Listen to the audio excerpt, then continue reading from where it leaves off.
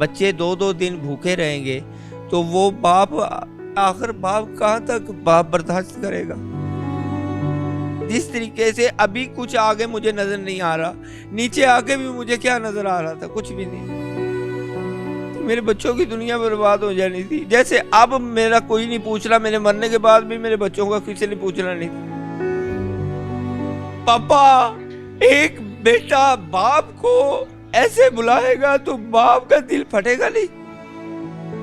नाज़रीन, कुछ रोज़ कबल इलेक्ट्रिक खंभे पर चढ़ने वाले मोहम्मद नवाज़ इस वक्त हमारे साथ मौजूद हैं, जिनको इस शर्त पर नीचे उतारा गया था कि उनकी हर तरह की माली इमदाद की जाएगी और उनके जो मसाइल हैं, जो माली इश्यूज़ हैं, उनको सारे के सारे हल किए जाएंगे।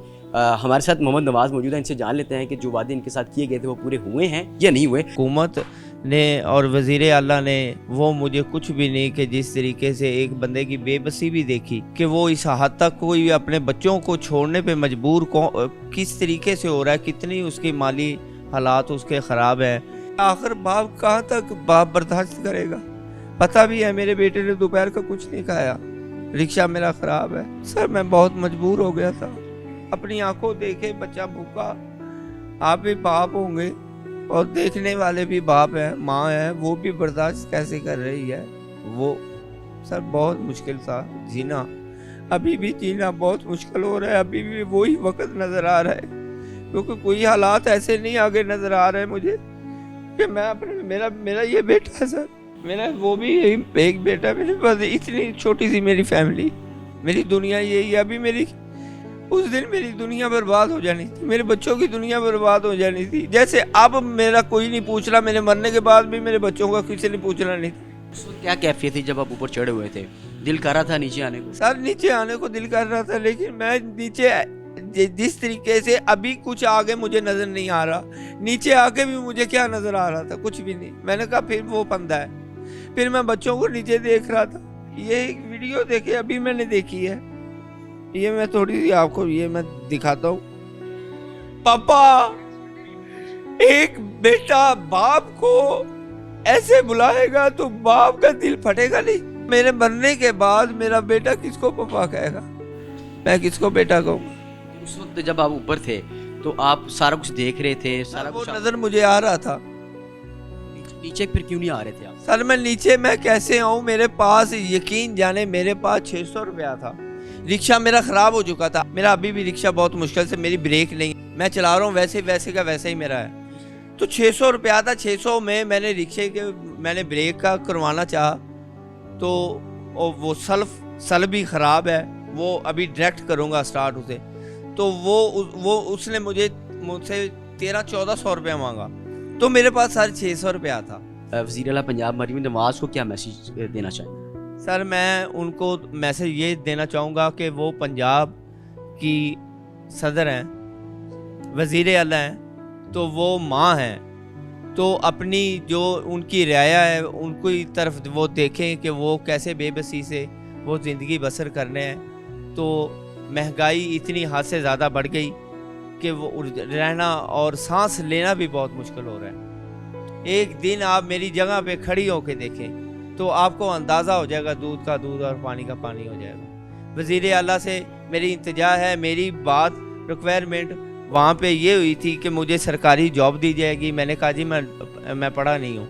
उन्होंने कहा था चलें ठीक है, वो जॉब देंगे जहाँ पे पढ़े लिखे की ज़रूरत नहीं है, और दूसरा आपके बच्चों की क्वालिफ़िकेशन का ज़िम्मा उठाएंगी और इनके फ़ंड लगाएंगी, मेरी बीवी के फ़ंड लगाएंगी, घर के राशन का, और वो जो उनकी स्कीम की गाड़ियाँ हैं वो गाड़ी दी जाएगी, अपने घर में अपना जो घर है उनकी स्कीम है वो घर दिया जाएगा, और मेरा जो 5 लाख है वो कर्ज उतारा जाएगा। सर मैं कोई 20 लाख 50 लाख नहीं मांग रहा, मैं कोई कनाडा की कोई टिकट नहीं मांग रहा, मैं वो हक मांग रहा हूँ कि जिससे मेरे बच्चे आराम से सो जाए, मैं भी आराम से तमन से मैं भी सुकून से ज़िंदगी अपनी बसर करूँ, मैं और कुछ नहीं चाहता।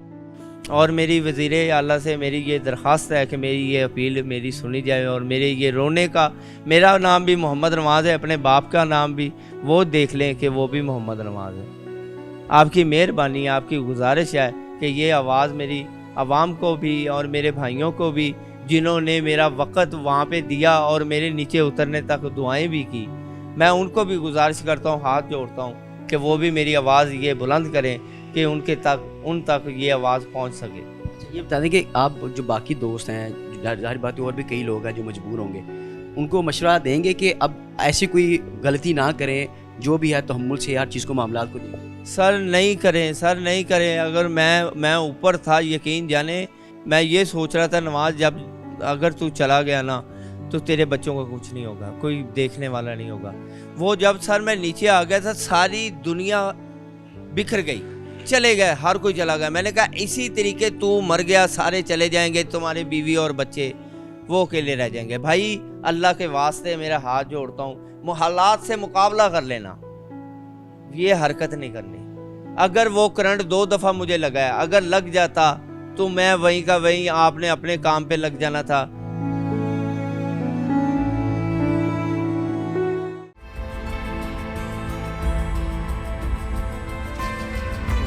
بچوں کے بھوک کا دکھ لے کر 11,000 kV کے خطرناک کھمبے سے اقدام خودکشی کا ڈراپ سین. رکشہ ڈرائیور کو ریسکیو ٹیم نے موت کے منہ سے تو بچا لیا، مگر کسی نے اس کے دکھ کا مداوع نہیں کیا. نیچے آ کے بھی مجھے کیا نظر آ رہا تھا؟ کچھ بھی نہیں. میرے بچوں کی دنیا برباد ہو جانی تھی. جیسے اب میرا کوئی نہیں پوچھ رہا، میرے مرنے کے بعد بھی میرے بچوں کا کسی نے پوچھنا نہیں تھا. مشکل کی اس گھڑی میں ڈسکور پاکستان ٹی وی کے CEO ڈاکٹر قیصر رفیق نے رکشہ ڈرائیور محمد نواز کی مالی مدد کر کے نہ صرف اس کی داد رسی کی، بلکہ اسے زندگی میں جینے کا حوصلہ بھی دیا. مشکلات کا حل جو ہے وہ کھمبے پہ چڑھنے سے نہیں ملتا، بلکہ اپنی زندگی کو پراپر طریقے سے پلان کریں تو اسی سے جو ہے وہ آپ کی مشکلات دور ہو سکتی ہیں.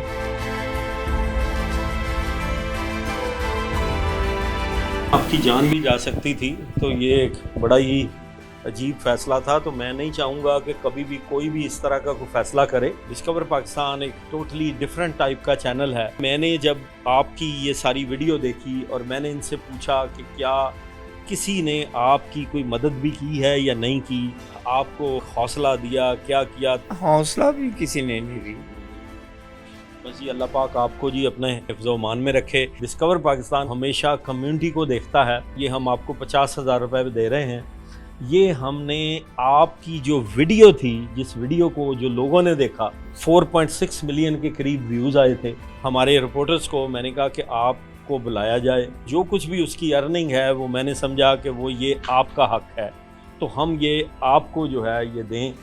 تو یہ ہماری طرف سے یہ ایک چھوٹا سا جو ہے اس کو آپ قبول فرمائیں.